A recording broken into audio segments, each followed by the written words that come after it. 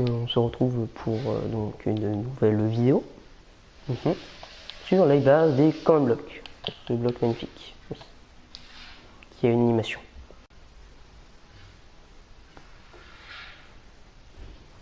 Et donc du coup, on va vous apprendre les bases.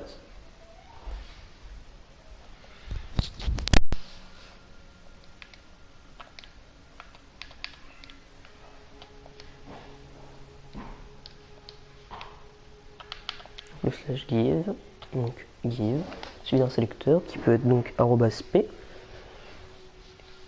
et d'un objet, par exemple tel que on peut en quantité, par exemple là j'ai 2 sauts, ou un data, par exemple là j'ai reçu 2 sauts de lait, ou encore un seau de lait, ou peut-être un seau d'eau. Donc tout ça est disponible avec le slash give, qui est une commande merveilleuse, mais il y a quelque chose d'un peu plus relou avec le slash give. Voilà, get bif. Donc par exemple en quantité 32 et en data 0. Et ensuite on a ce qu'on appelle un component JSON, ou JSON, vous l'appelez comme vous voulez. C'est une syntaxe qui permet par exemple de faire qu'un bloc, de stack, qu'un bloc ne peut être posé que sur un seul, ou encore que tel item casse tel item. Attention, ça marche seulement en aventure, hein. C'est en survie, tu peux bloquer n'importe quel bloc, l'outil ne servira à rien. Donc le slash give, donc qui permet de donner un item, et son inverse, le slash clear, qui permet d'enlever des items.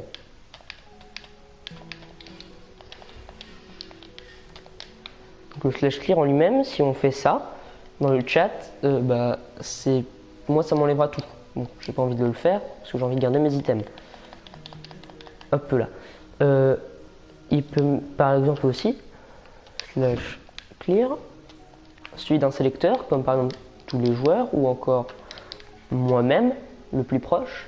Et on peut par exemple enlever quelque chose, comme par exemple un bouclier qui se nomme shield. Ensuite, d'abord il faut mettre le data de l'item. Par exemple, pour un bouclier, on pourrait mettre 1. Donc ça veut dire qu'il aura perdu 1 de sa durabilité. Puis ensuite, le nombre d'items maximum. Hop là. Hop. Item name. Par exemple. Mais bon, regardez. Impossible de vider l'inventaire de genre 4-15 car il ne contient aucun objet du nom de flèche. Par exemple, on peut faire encore des tests avec nos seaux d'eau et seaux de lait. Si par exemple on fait un clear à tous les joueurs d'un bucket avec un data de 0, donc qui correspond à un seau vide avec un maximum de 2, ça m'enlèvera aucun des 2 sauts parce que aucun, ni l'un ni l'autre ne fait partie d'un bucket 0.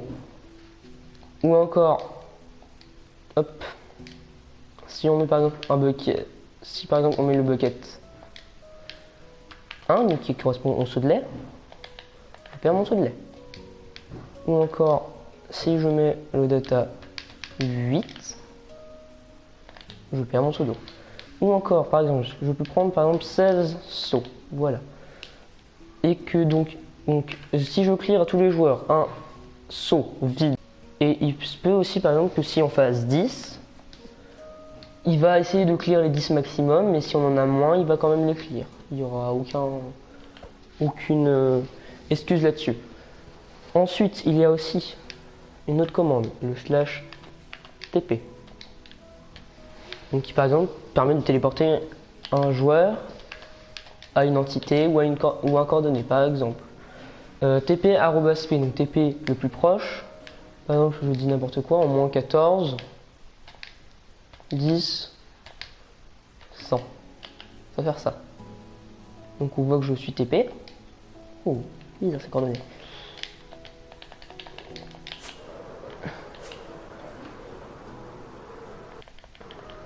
Si je rentre à la base,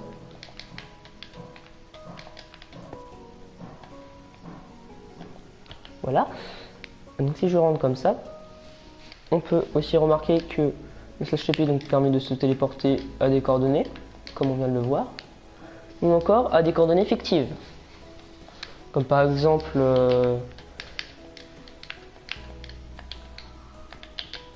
celle-là. Donc là, je me TP 10 blocs plus haut. Voilà.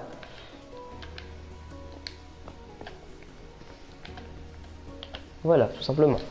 Ensuite, on peut aussi modifier la vision de la personne.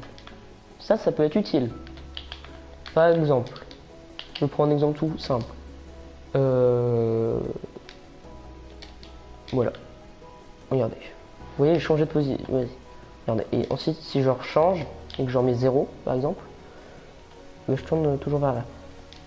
Et par exemple, si je mets là 10, j'ai baissé la tête. Peut-être avec un exemple plus concret que ça. Vous voyez, on voit que j'ai baissé la tête. Si je la remonte, je suis voilà, focalisé sur un seul et même point. Donc évidemment, il y a des choses à avoir, par exemple avec les mini-jeux dedans. Voilà. Quelque chose peut-être sympathique à avoir avec les mini-jeux là-dedans.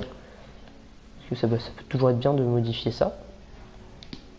Donc le slash TP, donc qui permet par exemple aussi de TP un joueur à par exemple une entité avec un nom. Par exemple, je prends ça au hasard. Enfin, je prends pas du tout ça au hasard, c'est juste parce que c'est la seule entité que j'ai dans mon serve. Gérard.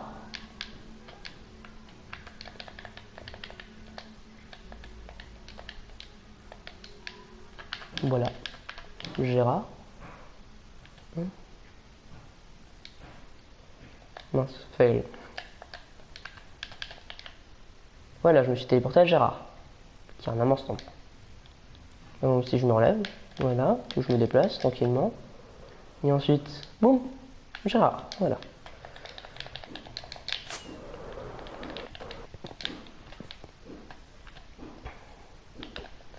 Donc vous savez tout sur ces commandes basiques. Maintenant, je vais vous apprendre à quoi sert ce magnifique commande bloc qui est en impulsion. L'impulsion est un type de commande bloc très simple à utiliser et c'est celui de base quand par exemple vous allez faire un slash give @p commande bloc.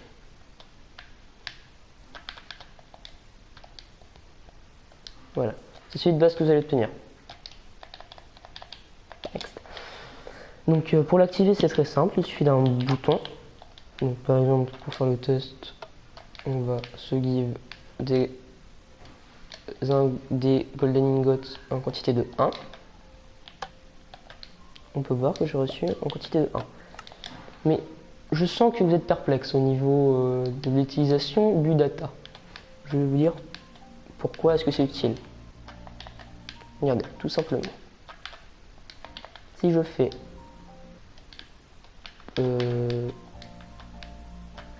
une Diamond Sword, par exemple. Donc Diamond Sword.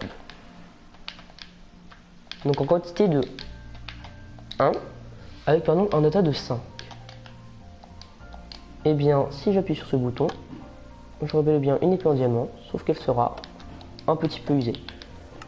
Et on peut évidemment augmenter ça, par exemple, je peux faire 200. Il est encore un peu plus usé. Par exemple, si je vais très rapidement et que par exemple je mets sans aucun aspect 1000, je vais obtenir, mais elle va être encore plus usée. Donc c'est ça qui sert le data. Pareil pour le clear, c'est par exemple ça clear seulement les épées en diamant qui sont usées de miel.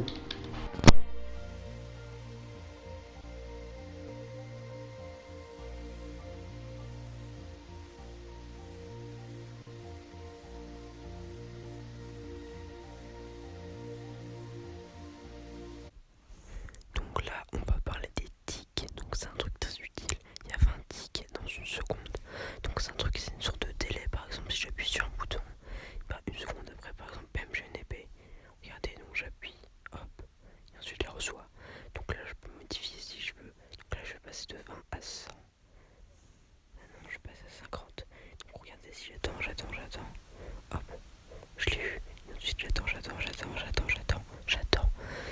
Et ensuite, hop, je vais la voir. Voilà. Je vais la voir. Voilà, donc c'était tout à savoir sur le niveau des tics.